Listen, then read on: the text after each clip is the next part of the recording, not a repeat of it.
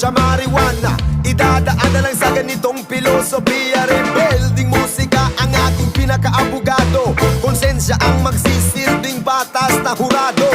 Hindi ko to dapat ipag walang kibo. Sa ganitong paraan hindi ako magdadalawang isip. Naisiwalat kung sino ang tunay na mga kriminal. At sobrang hangalang isip, wala nang ginawa kundi pagtaksila ng kasakiman. Gustong suluhin ang lahat ng yaman ng mahal kong Pilipinas. Sa kamay nanganganak kayo ng formeng manuro.